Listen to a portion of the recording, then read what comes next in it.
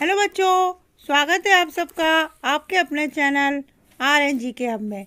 आज हम देखने वाले हैं निपुण भारत अंकुर अभ्यास पुस्तिका हिंदी कक्षा 3 का संपूर्ण हल।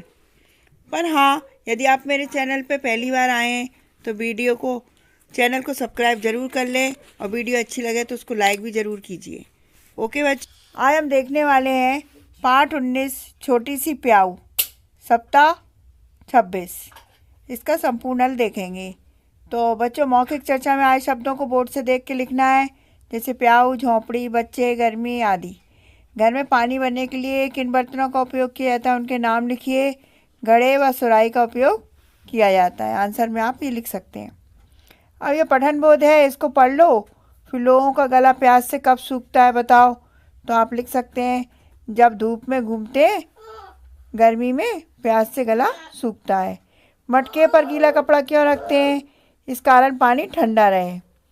इस तरीके से शब्द वाक्य पठन देखेंगे। इन वाक्यों के लिए शब्द ढूंढ कर लिखिए।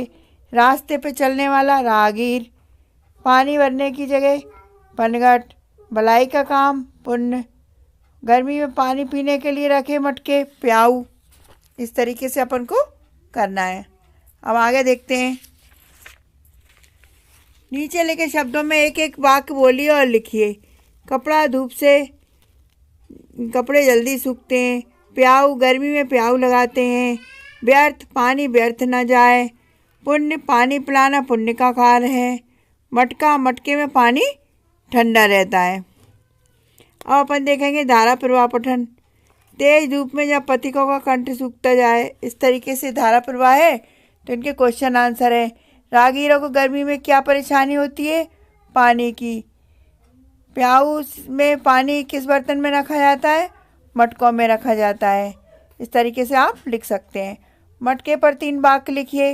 मटका मिट्टी से बना होता है, इसमें पानी ठंडा रहता है, ये लाल और काले रंग के होते हैं। अब देखिए, स्वतंत्र पठन पढ़िए, फिर इसके क्वेश्चन आंसर बताइए। पानी की कमी किस मौसम में होती है? तो आप लिख सकते हैं गर्मियों में। इस तरीके से बच्चों आपका एक दिवस पूरा होता है। दूसरा दिवस अपन देखेंगे। मौखिक चर्चा में आए शब्दों को लिखेंगे। बर्तन, पानी, मेहमान आदि। आप पानी का और क्या क्या उपयोग करते हैं? कपड़े धोते हैं, बर्तन धोते हैं, नहाते हैं। इस तरीके से अपन उपयोग करते हैं।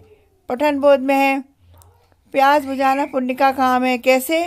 लोगों को पानी पिला के। मटके किस किस रंग के होते हैं? मटके गेरुआ, लाल, काले रंग के होते हैं। अब देखिए शब्द वाक्य पठन में ये कुछ शब्द दिए हैं, इनको खाली स्थान में भरना है। जैसे तेज धूप में जब पथिकों का कंठ सूखता जाए, कहीं पे बाबा कहीं पे माई, देते भर भर कल से, पुण्य बड़ा है प्यास बुझाना बूंद बूंद है पावन, व्यर्थ न पानी बहने पाए कहलाता जल जीवन। इस तरीके से अपन को कविता पूरी करनी है। अब देखिए शब्द वाक्य में देखिए, वाक्यांश के लिए एक शब्द लिखिए। मिट्टी के बर्तन बनाने वाला कुम्हार, सोने का काम करने वाला सुनार, लोहे की वस्तु बनाने वाला लोहार, खेत जोत जोत कर फसल उगाने वाला किसान। इस तरीके से अपन ने ये लिख दिया है। अब देखो धारा प्रवाह में है, रास्ता चलने वाले को क्या कहते हैं? राहगीर। प्याऊ में कौन कौन से बर्तन रखे होते हैं? मटके रखे होते हैं। स्वतंत्र लेखन के है, प्याऊ के बारे में अपने मन में 3-4 वाक्य लिखिए। प्याऊ में ठंडा पानी मिलता है, यहाँ सभी राहगीर अपनी प्यास बुझाते हैं, यह गर्मी में बहुत बनती हैं। अब स्वतंत्र पठन है, दुकान में भीड़ थी, दुकान कौन चला रहा था? इस तरीके से आपको आंसर बताने हैं, है ना। दुकान में क्या क्या रखा था? आप लिख सकते हैं सुराही, काले और लाल मटके। अब ये आपका 2 दिवस पूरे हुए। अब अपन तीसरा दिवस देखेंगे बच्चों। तीसरा दिवस है, मौखिक चर्चा में आए शब्दों को बोर्ड से देख के लिखना है।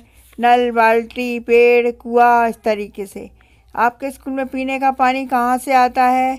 तो आप लिख दो नल से आता है। अब पठन बोध है, लोग प्याऊ क्यों लगाते हैं? क्योंकि राहगीर अपनी प्यास बुझा सके। अब इन वाक्यों के शब्द छांट कर लिखना है। ये शब्द दिए हैं, इनमें से अपन को भरना है। 4 रास्तों के मिलने के जगह को चौराया कहते हैं। प्यास बुझाने की जगह प्याऊ होती है। सेवा करने वाला सेवक। एक विशेष प्रकार का घड़ा कौन सा होता है? कलसा। उसे अपन कलसा भी बोलते हैं, जो कि धातु के होते हैं। दिए गए शब्दों में से पुल्लिंग और स्त्रीलिंग छाट कर लिखना है।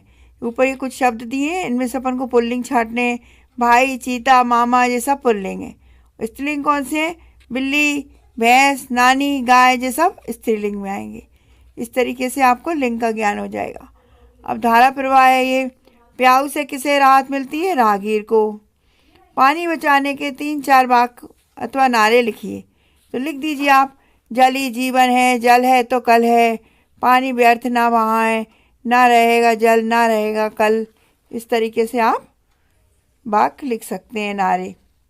बारिश होने पर बच्चों ने कौन सा खेल खेला? गोल गोल रानी, इत्ता इत्ता पानी। इस तरीके का उन्होंने खेल खेला। ये स्वतंत्र पठन से अपन ने देख के लिखा है। अब हुआ श्रुतलेख, तो शिक्षक द्वारा बोले गए शब्दों को आपको लिखना है। इस तरीके से आपके 3 दिवस पूरे हुए। अब अपन चौथा दिवस देखते हैं।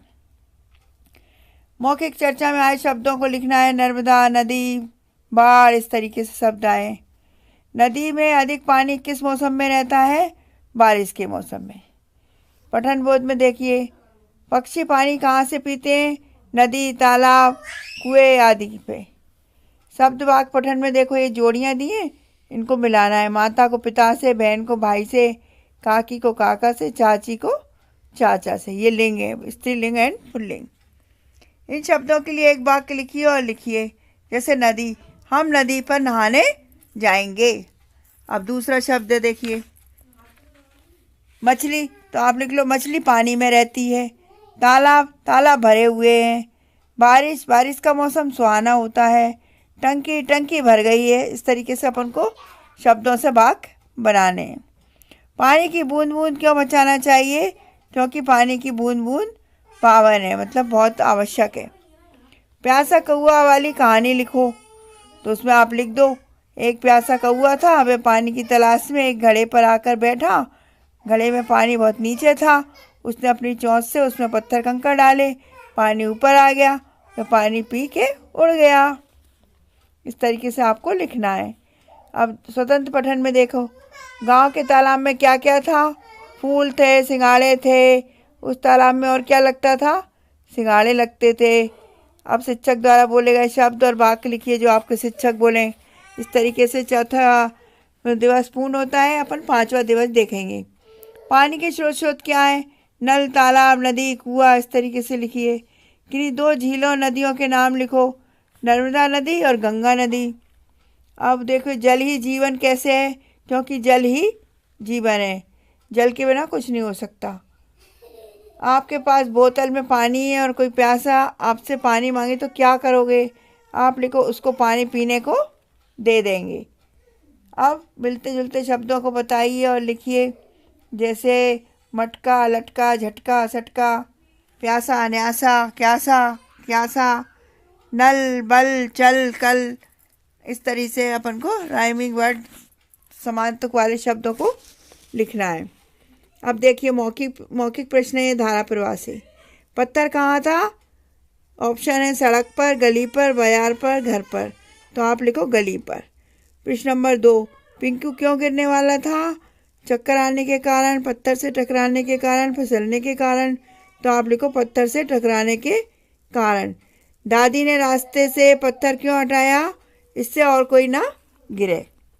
अब स्वतंत्र अभ्यास में देखिए, एक पोस्ट कार्ड है, इसको अपने घर का पता डालिए और मम्मी पापा के लिए 2 लाइन लिखिए। आगे चलिए। सूचना किसे दी गई? विद्यार्थियों को। बाल सभा का आयोजन कब होता है? कब होना है? 26/11/2022 को, शनिवार को। ठीक है बच्चों। अब ये श्रुतलेख है जो आपके शिक्षक बोलें उनको आप लिखिए। अब अपने ऐसे 5 दिवस पूरे हुए। अपन 6वां दिवस देखेंगे। मौखिक चर्चा में आए बिंदुओं को लिखेंगे।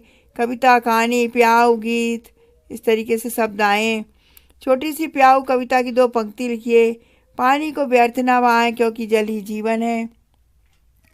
इस कविता की कोई एक पंक्ति लिखिए। आप लिख दो, गीला कपड़ा डाले दिखते सेवक प्याऊ वाले। इस तरीके से हो जाएगा। अब देखो, शब्द वाक्य पठन है। बाक्स में दिए गए शब्द से वाक्य पूरा कीजिए।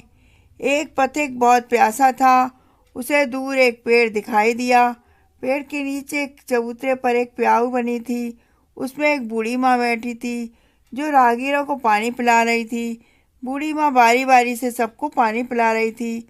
अपनी बारी आने पर पथिक ने पानी पिया और पानी पीकर वे आगे चला गया। इस तरीके से आपको करना है। अब सही विकल्प चुनिए। तेज धूप में क्या होता है? आप लिखो कंठ सूखता है। प्याऊ पर हम क्यों जाते हैं? पानी पीने के लिए जाते हैं। और बच्चों अब आगे देखती है अपन। इन शब्दों के लिए एक वाक्य बोलिए और लिखिए। प्याऊ, राहगीर प्याऊ से पानी पीते हैं। सेवक, राजा का सेवक मेहनती था। जीवन जीना एक कला है। धूप में कपड़े सूखते हैं। अब धारा प्रवाह पठन। प्याऊ कौन लगाते हैं? भले लोग प्याऊ लगाते हैं। स्वतंत्र अभ्यास में देखिए, मछली जल की रानी है, इस पे कविता लिखिए। तो मैंने यहाँ लिख दी है, मछली जल की रानी है, उसका जीवन पानी है, हाथ लगाओ डर जाएगी, बाहर निकालो मर जाएगी। अब स्वतंत्र पठन में देखो, ये सूचना निमंत्रण पत्र दिया है, इसको देख लीजिए आप। दिया गया निमंत्रण किसके बारे में? गृह प्रवेश के बारे में। कार्यक्रम कब और किस समय किए? दोपहर 2 बजे। आयोजन किस स्थान पर हो रहा है? पलाश सिटी, दूसरी लाइन। इस निमंत्रण पत्र में कार्यक्रम किस दिन का है? 22 दिसंबर 2022 का। शुद्धलेख है, शिक्षक द्वारा बोले गए शब्द लिखिए। इस तरीके से आपका पाठ 19 पूरा होता है बच्चों। अब अपन पार्ट 20 में फिर से मिलते हैं। वीडियो अच्छी लगी हो तो लाइक ज़रूर करना, और हाँ, चैनल पे पहली बार आए हो तो उसको सब्सक्राइब भी ज़रूर करना। ओके बच्चों, थैंक यू।